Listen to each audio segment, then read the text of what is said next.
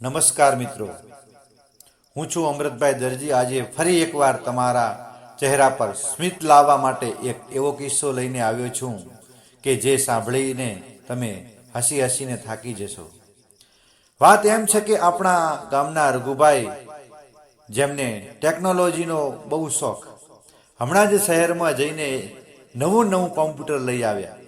રઘુભાઈ તો હોંશે હોંશે કોમ્પ્યુટર શીખી ગયા, પણ એમના પત્ની શાંતાબેન બિચારા સાવ ભોળા અને ગામઠી। રઘુભાઈને એમ થયું કે લાવ શાંતાને પણ થોડું કોમ્પ્યુટર શીખવાડું, એટલે ક્યારેક મારે કામ લાગે। એક દિવસ રઘુભાઈ રૂમમાં બેઠા હતા અને શાંતાને પાસે બોલાવ્યા।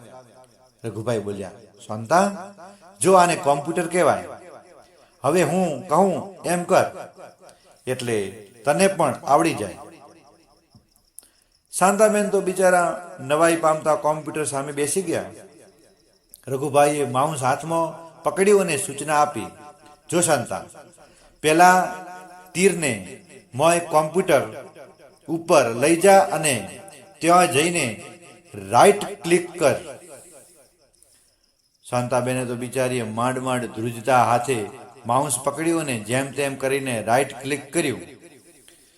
રઘુભાઈએ ઉત્સાહમાં પૂછ્યું, કર્યું? શાંતાબહેને કે હા કર્યું।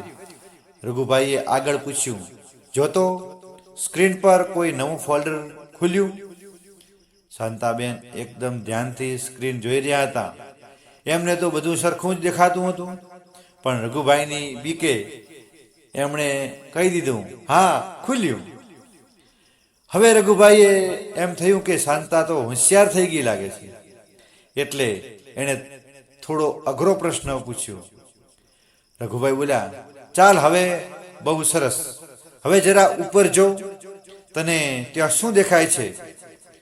રઘુભાઈનો મતલબ હતો કે સ્ક્રીનની ઉપરના ભાગમાં કયા ઓપ્શન દેખાય છે તે જોવાનું હતું, પણ શાંતાબેન તો એવા ભોળા કે એમણે સ્ક્રીન પર જોવાને બદલે સીધું ઉપર રૂમની છત તરફ જોયું। શાંતાબેન એકદમ સાદગીથી બોલ્યા,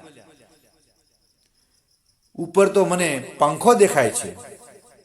આ સાંભળીને રઘુભાઈનું તો મગજ ચક્રાવે ચડી ગયું।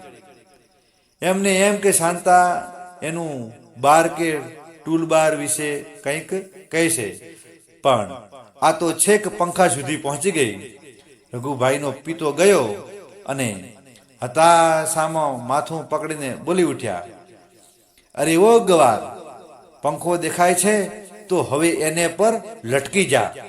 સાલી અભણ, મેં તને કોમ્પ્યુટરની સ્ક્રીન પર જવાનું કહ્યું હતું, આખા રૂમની ઉપર નહીં। મિત્રો, આનું નામ જ ભોળપણ।